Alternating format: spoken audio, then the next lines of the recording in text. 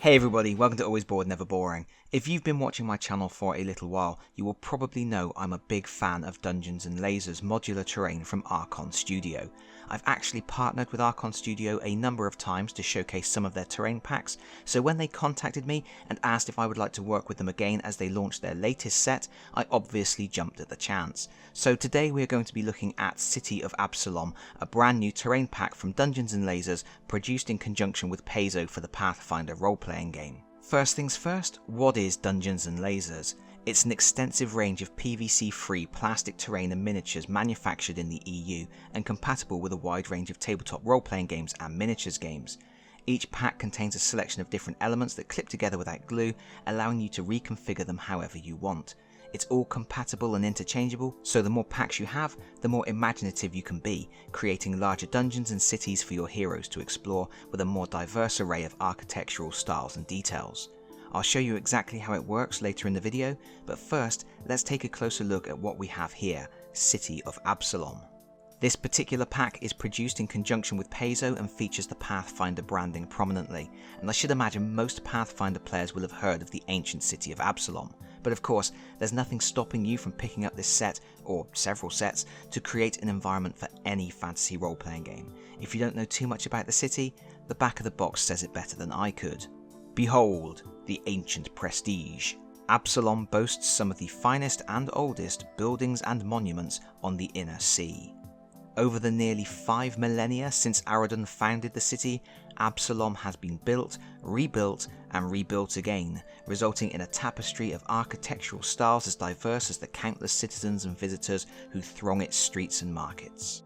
Basically, this terrain pack contains enough elements to create a moderately sized home or a large hall for any of your adventures set in Absalom or a similar fantastical city. You get 93 pieces in total to create your miniature world, including 12 floors, 24 walls in varying lengths, 6 doors, 6 doorways, 3 columns and 42 props, which are scatter terrain elements such as stacks of books and chests. And as you can see from the back of the box, there are some interesting features. Firstly, the doors actually open and close. This is a cute little feature common across the Dungeons & Lasers sets. There is also a built-in 30mm grid for helping you gauge movement and attack ranges. Finally, the walls in this set are half height, which means they are 25mm tall and it's a bit easier to reach inside the rooms to move your characters around. Some of the Dungeons & Lasers sets use full height walls, but the varying wall heights are still compatible with each other. I think there's a huge amount of content in this box, plenty of components for a variety of room and building layouts. With 2 boxes, you could probably make a mansion. But it is worth noting that despite the scatter terrain, you aren't getting everything you need here to complete your vision. You aren't getting, for example, a bar, tables or chairs that you would need to complete a tavern, and there are no beds, fireplaces, banquet tables, rugs, bookshelves. You get the point. There's still some additional set dressing you may want, as well as some miniatures for your NPCs. Still, this is a great foundation to start from. Let's take a look inside the box. First of all, we have an advertising flyer with other Dungeons & Lasers products. I've done previous videos on the Abomination Vaults and Dwarven Mines, so you can check out those videos if you would like to know more about those sets. Then we have our scroll of assembly, which shows you how to clip the stuff out of the frames, clean it up, and clip it together. It's incredibly straightforward and intuitive. And now, we get to the good bit. You get 6 frames of components.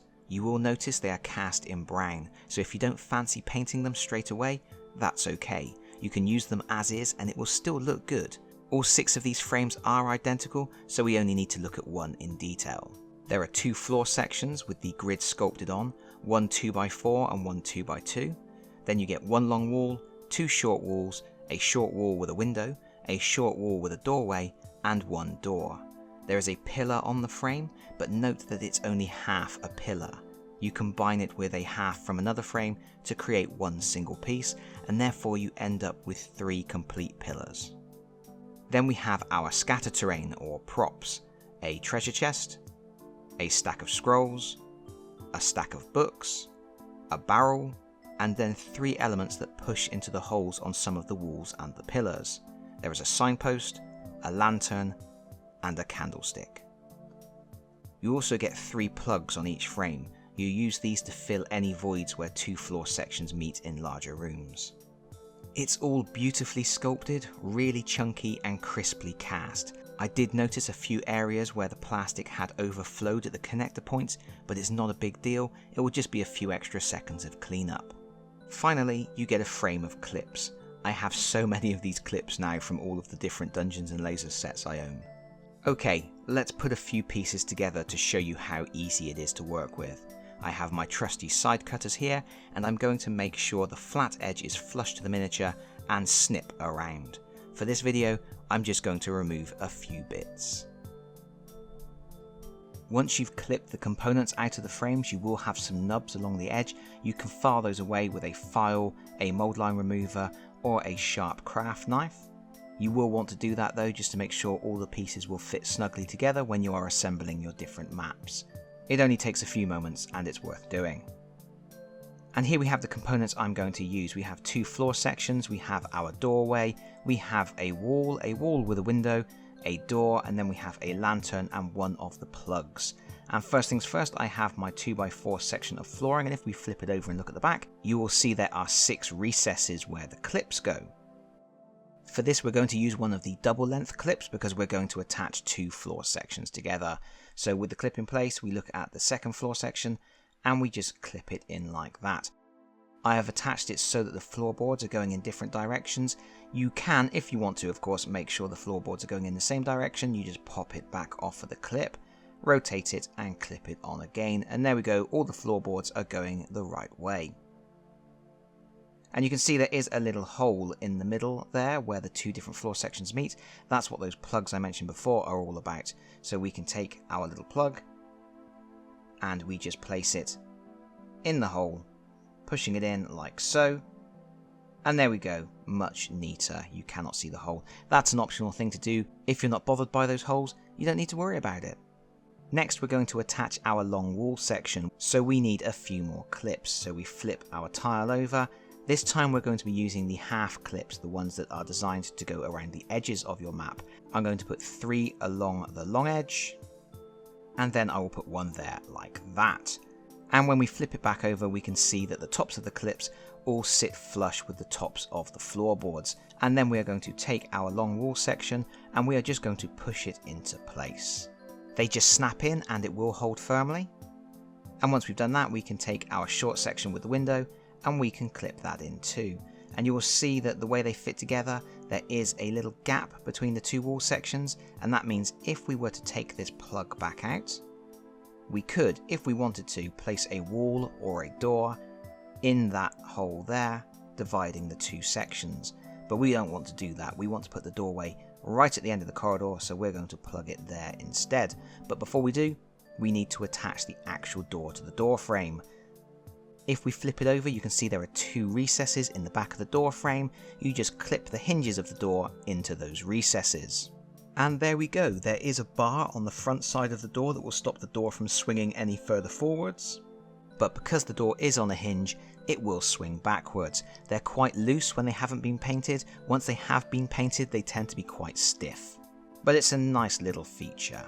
You will also see there is a hole in the wall next to the door frame, and we can place one of our lanterns in there like that for a nice finishing touch, and then we can just push it into place at the end. We can take our little plug and put it back into the hole where we removed it, and there we have a nice little section of dungeon.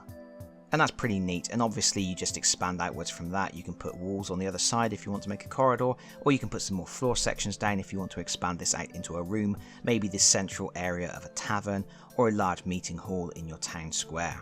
And there we have it. It's that simple to work with, and it looks great on the table. Obviously it will look better with a bit of paint on it, and I will be posting a painting video in the next few weeks. But for now, that's about it.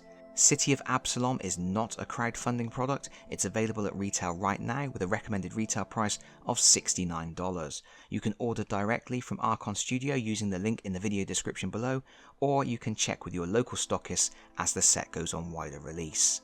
Thank you to Archon Studio for sending in this set to review, and thank you for watching. If you've enjoyed this video, please consider pressing the like button. If you've really enjoyed this video, please consider subscribing if you don't already do so, and hopefully I will see you all again very soon. Bye bye everyone. Bye bye.